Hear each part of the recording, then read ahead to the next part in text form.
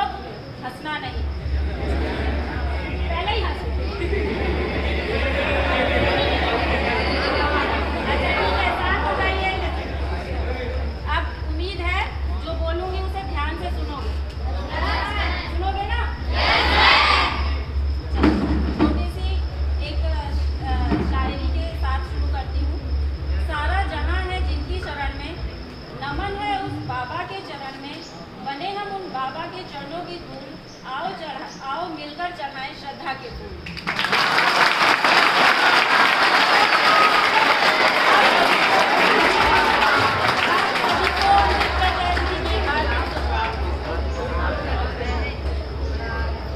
आज हम विश्व रत्न सिंबल ऑफ नॉलेज बाबा साहब भीमराव अम्बेडकर के सम्मान में उनको याद करने के लिए, उनकी शिक्षाओं को याद करने के लिए यहाँ एकत्र हुए हैं। उनके जितना पढ़ा लिखा और ज्ञानी व्यक्ति विश्व में आज भी कोई और नहीं है। उन्होंने लंदन और न्यूयॉर्क जैसे शहरों से अपनी पढ़ाई पूरी की थी और जिन स्कूलों से उन्होंने पढ़ा था, जैसे ये है लंदन स्कूल ऑफ इकोनॉमिक्स, वहाँ पे सिर्फ एक ही व्यक्ति की मूर्ति लगी है आज भी, और वो किसकी है? बाबा साहब। और कोलंबिया विश्वविद्यालय न्यूयॉर्क, वहाँ से उन्होंने पढ़ाई करी है, वहाँ भी उनकी मूर्ति लगी हुई है। और ये स्कूल ये मानते हैं कि आज तक के उनके इतिहास में उनका सबसे अच्छा छात्र बाबा साहब है। सबसे विद्वान छात्र, सबसे बढ़िया छात्र सिर्फ बाबा साहब थे, उनके अलावा कोई नहीं। और इसीलिए उनको विश्व रत्न और सिंबल ऑफ नॉलेज जैसी उपाधियों से नवाजा गया। अभी एक बच्चे ने बताया कि उन्होंने दलितों के लिए बहुत कार्य किया, तो साथ में कपिल सर ने ये आप लोगों को बताया कि ये आधी इन्फॉर्मेशन, ये सच है। हमारे देश में लोगों में, जब विदेश उनकी जो है ज्ञान का लोहा मान रहा है, लेकिन हमारे देश में अभी भी लोगों के मन में इस तरह की भ्रांतियाँ हैं कि उन्होंने सिर्फ दलितों के लिए, पिछड़ों के लिए कार्य किया, बाकी किसी के लिए और कुछ नहीं किया। लेकिन ये सरासर गलत बात है। हाँ, उन्होंने दलितों के, पिछड़ों के लिए काम किया, तो क्यों नहीं करते? वो जिस समाज से आते थे उस समाज को अगर आगे बढ़ाने के लिए उन्होंने काम किया तो इसमें कोई गलत नहीं था, क्योंकि उस समाज की स्थिति को उन्होंने इतने नज़दीक से महसूस किया।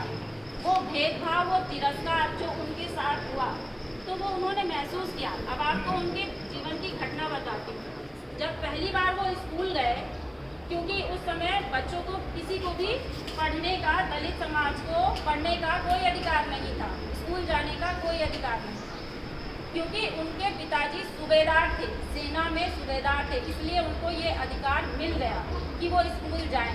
वो अपने समाज के, खानदान के पहले बच्चे थे जिन्होंने 4वीं क्लास पास करी, है ना।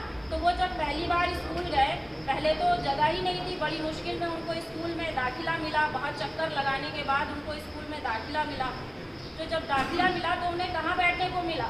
क्लास में सबसे पीछे, जहाँ पे जूते चप्पल रखे जाते थे, वहाँ पे उनको बैठने की जगह दी गई, और उस जूते चप्पलों के साथ में उनको बैठने की जगह दी गई। और वो भी किस शर्त पे? वो दरी जिस पे वो बैठेंगे वो अपने साथ लेके आएंगे और साथ लेके वापस जाएंगे। अब आप सोचिए उस बच्चे की मानसिक स्थिति, जिसको इस तरह की चीज़ों से गुजरना पड़ा हो। और स्कूल में तब पानी की बोतलें नहीं चलती थी कि बोतल अपने घर से भी कोई लेके आ जाएगा, तब बोतलें नहीं थी। तो स्कूल में पानी पीने की क्या व्यवस्था थी? एक मटका था जिससे वो पानी पीते थे सभी बच्चे। तो उस मटके को छूने की उनको इजाज़त नहीं थी, तो वो पानी कैसे पीते थे? एक प्यून था जो उनको दूर से ऐसे पानी पिलाया करता था, ऐसे ऊपर से गिराता था और वो नीचे। लेकिन अगर जिस दिन वो प्यून नहीं आता था, उस दिन उनको सारे दिन प्यासे रहना पड़ता, पानी भी नहीं मिलता। तो उन्होंने जो अपनी आत्मकथा लिखी है, उनकी आत्मकथा जो लिखी है, उस किताब का नाम है वेटिंग फॉर वीज़ा। उसमें उन्होंने ये घटना लिखी है, सबसे पहली घटना, कि जब मैं पहले दिन स्कूल गया था तब उनके साथ क्या हुआ। तो इस तरह के भेदभाव को झेलते हुए जो व्यक्ति बड़ा हुआ और उन्होंने विदेशों में पढ़ाई करी, उनके पास 3-3 PhD की डिग्री थी। लोग एक PhD लेने में लोगों की ज़िंदगी निकल जाती है, उनके पास 3-3 PhD की डिग्री थी। जिसके उनके पास 13 डिग्रियाँ थी, कितना पढ़ने लिखने के बाद भी जब वो अपने देश में वापस आए तो कहीं भी उनके ज्ञान को एक किनारे रख दिया गया। क्या देखा गया? सिर्फ जाति देखी गई। वो राजा के मंत्री रहे, राजा के यहाँ सैन्य सलाहकार रहे, उसके बाद भी उनके साथ वही भेदभाव होता रहा। जब वो पहली बार, क्योंकि राजा ने उन्हें स्कॉलरशिप दी थी विदेश में पढ़ाई करने के लिए जाने के लिए, तो उसमें ये शर्त थी कि आप पढ़ने तो जाएंगे, लेकिन जब आप वहाँ से पढ़ के डिग्रियाँ लेके आएंगे तो आप हमारे लिए 3 साल हमारे यहाँ काम करेंगे। तब उस शर्त पे वो गए थे, उनको जाने को मिला था। तो जब वो लौटे तो 3 साल उनके यहाँ उन्हें काम करना था। तो वो जब महाराष्ट्र से बड़ोदरा पहुँचे तो उन्हें लगा कि मैं तो राजा के यहाँ काम करने जा रहा हूँ, तो मुझे लेने शायद कोई स्टेशन पे आ जाए। तो स्टेशन पे जब वो पहुँचे तो उन्होंने देखा कोई भी लेने नहीं आया, तो उनको लगा कि चलो कोई बात नहीं। फिर जब वो वहाँ पहुँचे तो वहाँ पे अभी कोई रहने की व्यवस्था नहीं थी, तो उन्होंने सोचा कि अब कहाँ रहें। तो उन्हें पता था कोई भी हिंदू होटल धर्मशाला उनको रहने की जगह नहीं देगी। तो उन्होंने सोचा कि चलो किसी, एक पारसी था वहाँ पे, पारसी होटल वो था, धर्मशाला थी, तो उन्होंने सोचा चलो इसमें रह लेते हैं। तो वो पारसी धर्मशाला में चले गए रहने के लिए। जब वो वहाँ गए तो उन्होंने वहाँ पे उन्हें कमरा मिल गया। तो वो क्योंकि बहुत पुरानी थी और उसकी स्थिति बहुत ख़राब थी, क्योंकि वहाँ लोग कम ही आते थे, कोई नहीं आता था, सालों से कोई नहीं आया हुआ था। तो वो एक कमरा उनको मिला और उस कमरे में पूरा फर्नीचर भरा हुआ था कबाड़ की तरह, और उसी में एक कोने में थोड़ी सी जगह उन्हें साफ करके वही जगह दे दी कि अब इसी में साफ करके आप रह लीजिए। तो उन्होंने कहा चलो ठीक है, कोई बात नहीं, इसी में रह लेते हैं। फिर क्या हुआ, थोड़ी देर के बाद उस जो है धर्मशाला का मालिक दौड़ा आया गुस्से में कि अरे आपने बताया नहीं, आप तो अछूत हैं, आपने मेरी धर्मशाला में कैसे आ गए आप? तो उसमें उन्होंने कहा कि आपने पूछा नहीं, तो मैंने बताया नहीं, आपने पूछा होता तो मैं बताता। तो बोले नहीं, आपने मेरी धर्मशाला पवित्र कर दी। उनका आप तो भाई पारसी हैं, आपका जाति भेद से क्या मतलब? आपके यहाँ तो धर्म में तो कहते हैं कि सभी समान हैं, फिर आपको क्या दिक्कत है? नहीं, ये सब बेकार की बातें हैं, आपने वो कर दिया। बहुत उनके साथ बहस हुई, बहुत तर्क वितर्क हुआ। तो उसके बाद उसने भी सोचा, पैसे की बात थी, तो उसने भी सोचा कि चलो इतने दिन से कोई नहीं आया है यहाँ सालों से, 10 दिन की उन्हें परमिशन दे दी गई कि चलो 10 दिन रह लो। उन्होंने कहा 10 दिन दे दो, उसके बाद मैं चला जाऊँगा। तो फिर 10 दिन की इजाज़त दे दी गई। लेकिन 2-3 दिन के बाद ही पारसी समाज के लड़के, जवान लोग लाठी डंडे लेके वहाँ पहुँच गए कि तुम यहाँ कैसे रह रहे हो, तुम हमारी धर्मशाला को अपवित्र कर रहे हो। बहुत वहाँ पे मारपीट की बात आ गई। फिर उन्होंने बहुत बात करी, समझाया, सब कुछ किया। तो उसके बाद जो है थोड़ा सा उनको शाम तक की मोहलत दी गई कि चलो शाम तक की मोहलत है, तुम यहाँ से निकल जाओ, चले जाओ। तो फिर उन्होंने सोचा कि अब क्या करा जाए। वहाँ भी गए, अपने ऑफिस भी गए, तो ऑफिस में भी उनके साथ वही व्यवहार होता था। ऑफिस का जो प्यून था, जो उनके अंडर में काम करता था, वो उन्हें पानी दूर से ऐसे फेंक देता था और फाइलें तो फेंक के देता था ऐसे कि अपवित्र ना हो जाऊँ मैं। फाइलें ऐसे देंगे तो ऐसे हाथ, एक फाइल होगा और ऐसे हाथ होगा तो टच हो जाएगा, तो अपवित्र ना हो जाऊँ, तो इसलिए वो फाइलें भी फेंक के दिया करते थे उनको। आप सोचिए, जिस व्यक्ति ने इतनी पढ़ाई लिखाई करी, इतना ज्ञान अर्जित किया, उसके बाद भी सिर्फ जाति के कारण, ज्ञान कोई नहीं देखता, सिर्फ जाति के कारण उनको इतना तिरस्कार सहना पड़ा, इतना अपमान सहना पड़ा। तो फिर उन्होंने सोचा कि जब मैं इतना पढ़ लिख के विदेश से इतनी डिग्रियां लेके आ गया हूँ, उसके बाद भी इतना तिरस्कार और अपमान सहना पड़ रहा है, तो मुझे, मेरे समाज को भी यही सहना पड़ रहा है। इसलिए फिर उन्होंने अपने समाज को उठाने के लिए, सारी ज़िंदगी उनको आगे बढ़ाने के लिए बहुत गाली दी और उनको आगे बढ़ाया। और अंत में उन्होंने क्या कहते हैं, संविधान में भी ऐसे प्रावधान रखे ताकि उस समाज को, जिसको पूरी तरह से तिरस्कृत करके रखा गया है, उसको आगे बढ़ने का कुछ मौका मिल सके। ठीक है। और उन्होंने इसके अलावा उन्होंने हमारे देश में जिस भी जाति की हो, धर्म की हो या संप्रदाय की हो महिलाएं, जिनको कोई भी अधिकार नहीं था, महिलाओं को आपको मालूम है कोई भी अधिकार नहीं था पहले। ये पुरुष प्रधान समाज है, यहाँ महिलाओं को ना पढ़ने का अधिकार था, ना संपत्ति का अधिकार था, ना अपनी इच्छा जाहिर करने का अधिकार था, अपनी मर्जी से कहीं जा नहीं सकती थी। उन महिलाओं को अधिकार दिलाने के लिए उन्होंने इतना संघर्ष किया, संविधान में प्रावधान लाया। वो हिंदू कोड बिल जो उन्होंने पास करने के लिए नेहरू जी से खूब उनकी बहस हुई, और उस बहस में उन्होंने अपने न्याय मंत्री के पद से इस्तीफा दे दिया, सिर्फ इसलिए क्योंकि नेहरू जी राजी नहीं हुए। हिंदू कोड बिल जो है पारित करने के लिए, ठीक है। यूनिफॉर्म सिविल कोड, जिसकी आज की सरकारें बात कर रही हैं कि हम यूनिफॉर्म सिविल कोड लाएंगे, वो उस समय उन्होंने कहा था कि इसी समय लाओ हिंदू जो है यूनिफॉर्म सिविल कोड की बात उसी समय उन्होंने कही थी। उसी में ये क्या कहते हैं हिंदू कोड बिल का भी था। फिर लेकिन नेहरू जी ने सोचा कि पहले चुनाव हो जाएं, हम जनता की थोड़ी अपनी वो इच्छा वो मजबूती पा लें, जनता को अपने पक्ष में कर लें, उसके बाद हम ये लागू करें। तो इस वजह से उन्होंने अपने पद से इस्तीफा दे दिया और उन्होंने अपने भाषण में ये कहा कि नेहरू जी ने समानता के लिए जो वादे किए थे वो उन्होंने पूरे नहीं किए, इसलिए मैं जो है अपने पद से इस्तीफा दूंगा। तो लेकिन उसके बाद फिर कुछ उसके नियम बाद में कुछ समय के बाद जब चुनाव हुआ, वो अपने मंत्री बन गए, फिर उन्होंने वो नेहरू जी ने लागू करवाए उसके, ठीक है।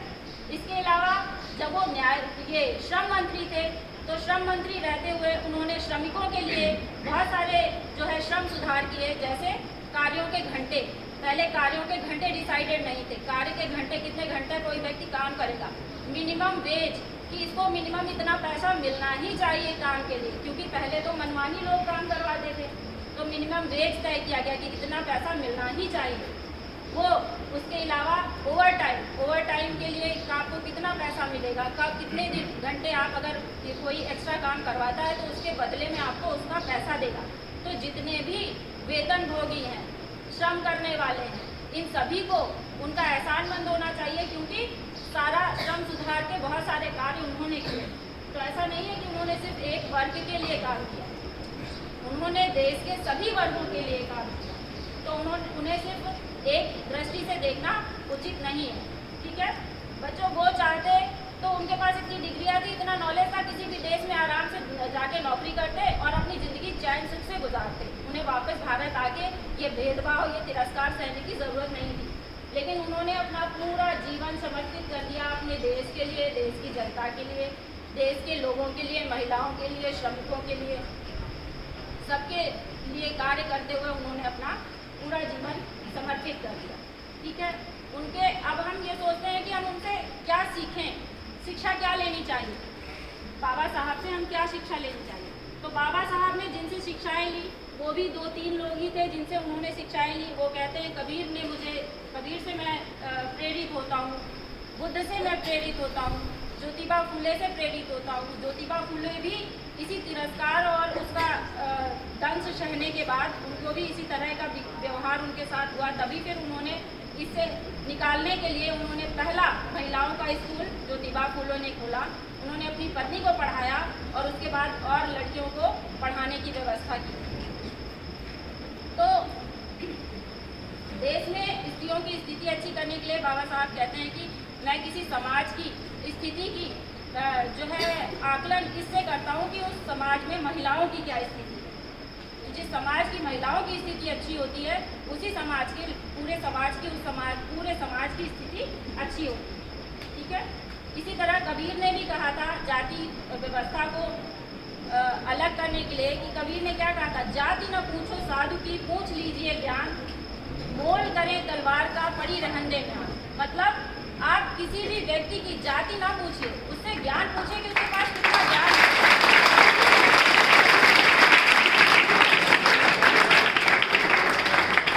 तो हमको बाबा साहब से सबसे पहली शिक्षा ये लेनी चाहिए कि हमको ज्ञान प्राप्त करना है। देखिए जो भी पिछड़े समाज के लोग हैं उनके पास ना तो बहुत ज़्यादा जमीन जायदाद है, ना ही पैसा है, ना तो रुतबा है, कुछ भी नहीं। तो उनके पास क्या है कि वो अपने आप को आगे बढ़ा सकते हैं। तो उनके पास आगे बढ़ने का सिर्फ एक साधन है, वो है शिक्षा। शिक्षा और ज्ञान प्राप्त करेंगे तो वो अपने आप को समाज में बराबरी के दर्जे पे ला पाएंगे, अपने समाज को आगे बढ़ा पाएंगे और एक स्तर तक अपने आप को और अपने समाज को पहुंचा पाएंगे, ठीक है। दूसरा आपका है कि आपको कभी भी इस बात पर शर्मिंदा नहीं होना चाहिए कि हम इस जाति के हैं। ये देखने में आया है कि बहुत सारे लोग जब अच्छी पदों पे पहुंच जाते हैं, पिछड़े समाज के लोग जब अच्छे पदों पे पहुंच जाते हैं तो वो अपनी जात को छिपाना शुरू कर देते हैं कि नहीं, उनको शर्म महसूस होती है कि हम इस जात से आए हैं हम इससे आए हैं, लेकिन ऐसा नहीं करना चाहिए। हमें अपनी जात पे शर्मिंदा नहीं होना चाहिए, हमें गर्व से कहना चाहिए कि हम इसके हैं और हम इसके लिए संघर्ष करेंगे, हम आगे बढ़ेंगे। तो हमें हमेशा संघर्ष करना है। जो पिछड़े लोग हैं, जो दलित लोग हैं या पिछड़े हैं, जो किसी भी मुख्य धारा से अलग हैं, उनको हमेशा जीवन भर संघर्ष करना चाहिए, आगे बढ़ने के लिए, आगे बढ़ते रहना चाहिए और आगे बढ़ने के लिए संघर्ष करना चाहिए और संगठित रहना चाहिए। जब तक हम संगठित रहेंगे तभी हम आगे बढ़ पाएंगे। अगर हम संगठित नहीं रहेंगे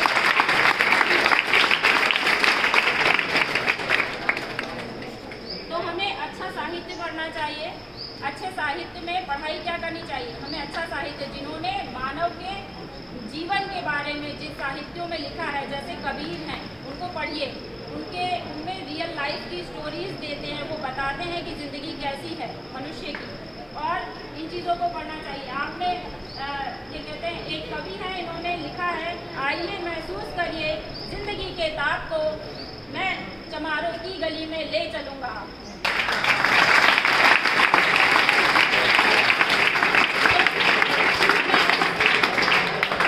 हमें ऐसे साहित्य को पढ़ना चाहिए और उससे शिक्षा लेनी चाहिए और अपने आप को आगे बढ़ाना चाहिए। हमें संविधान को पढ़ना चाहिए ताकि हर नागरिक को पता हो उसके कर्तव्य क्या है, उसके अधिकार क्या है ना।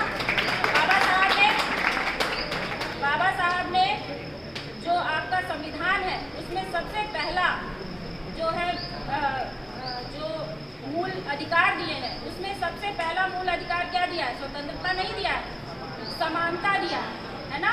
अनुच्छेद 14, 15, 16, 17, 18 तक समानता को अच्छे से एक्सप्लेन किया गया है। उन्होंने समानता के अधिकार को सबसे पहले रखा है, स्वतंत्रता से भी पहले समानता के अधिकार को रखा है, ताकि देश में सभी लोगों को हर चीज़ की समानता मिले, रिसोर्सेज को समान मिले।